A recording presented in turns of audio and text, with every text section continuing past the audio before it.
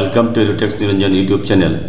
আলিপুরদুয়ার জেলার লোকসভা ভোট অনুষ্ঠিত হয়েছে 19 এপ্রিল 2024। তো আলিপুরদুয়ার জেলার ক্ষেত্রে যে ফর্মগুলি দেওয়া হয়েছিল সেই ফর্মগুলো আমি আপনাদের দেখাবো একটু। তো দুটো বুকলেট দেওয়া হয় ফর্মের জন্য, একটা হচ্ছে স্পেশাল বুকলেট, এটা হচ্ছে স্পেশাল বুকলেট। এখানে দেখুন লেখা রয়েছে স্পেশাল বুকলেট, এরকম ছিল আমাদের আলিপুরদুয়ার জেলার ক্ষেত্রে।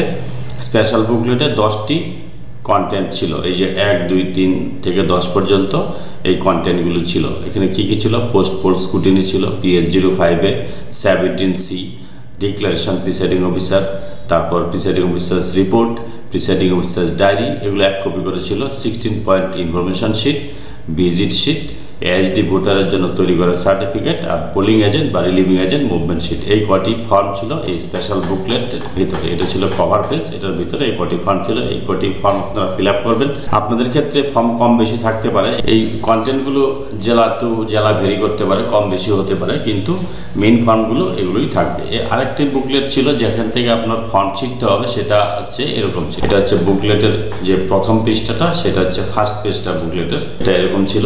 এখানে আপনার name of polling station, number of polling station লিখতে হবে। এই বুকলেটে কি কি ফর্ম ছিল সেটা এখন আমি আপনাদের দেখাচ্ছি। সিরিয়াল নাম্বার 1, এখানে দেখুন স্ট্যাটুটরি বুকলেট 2-তে এই খামগুলো ঢুকবে। স্ট্যান্ডার্ড ভোট ফর্ম 17B, এটার পেজের কালার ছিল সাদা, এটা কপি ছিল, 2 কপি ছিল।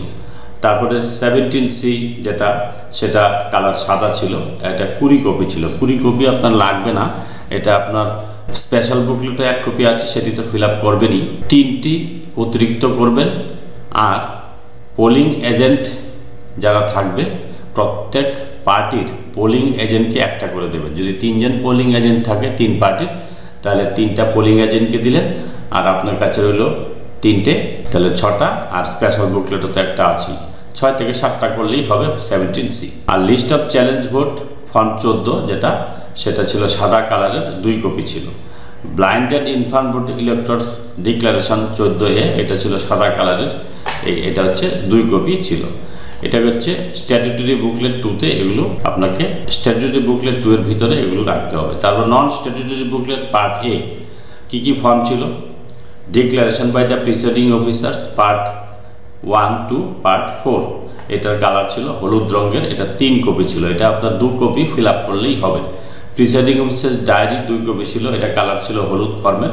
এই কালারগুলো কিন্তু আপনাদের ক্ষেত্রে চেঞ্জ হতে পারে, ফর্মের কালার এক এক ডিস্ট্রিক্টে এক এক রকম করতে পারে, বোঝার সুবিধার জন্য। তো এটা 2 কপি ছিল, 2 কপি ফিল আপ করতে হবে। ভিজিট শিট ইয়েলো কালারের ছিল, তো এটা 2 কপি ছিল, এটা আপনারা 1 কপি করলেও হবে বা 2 কপিও করতে পারেন।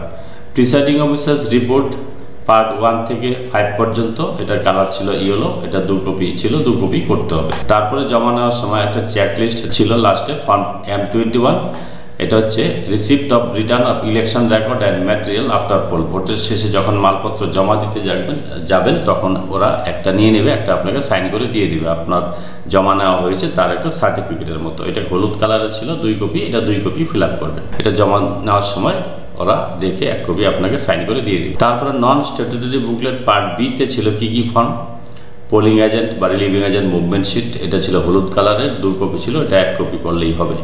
Entry pass for polling agent ছিল ইয়েলো কালারের ফর্ম, এটা 16 কপি ছিল, এটা 16 কপি ফিল আপ করতে হয় না। 3 জন পোলিং এজেন্ট থাকলে প্রত্যেক পোলিং এজেন্টকে একটা করে দেবেন, এবং রিলিভিং এজেন্ট যদি থাকে রিলিভিং এজেন্টকেও ওই একটাতেই মেইন পোলিং এজেন্ট এবং নিচে রিলিভিং এজেন্টের নাম লিখে দেবেন। এটা 3টা করলেই হবে, এগুলো অনেক বেশি রয়েছে। তার declaration by the companion of blind and infirm voter হলুদ রঙের ছিল, 10টা ফর্ম ছিল, এগুলো আপনার কাজে লাগতেও পারে, নাও লাগতে পারে।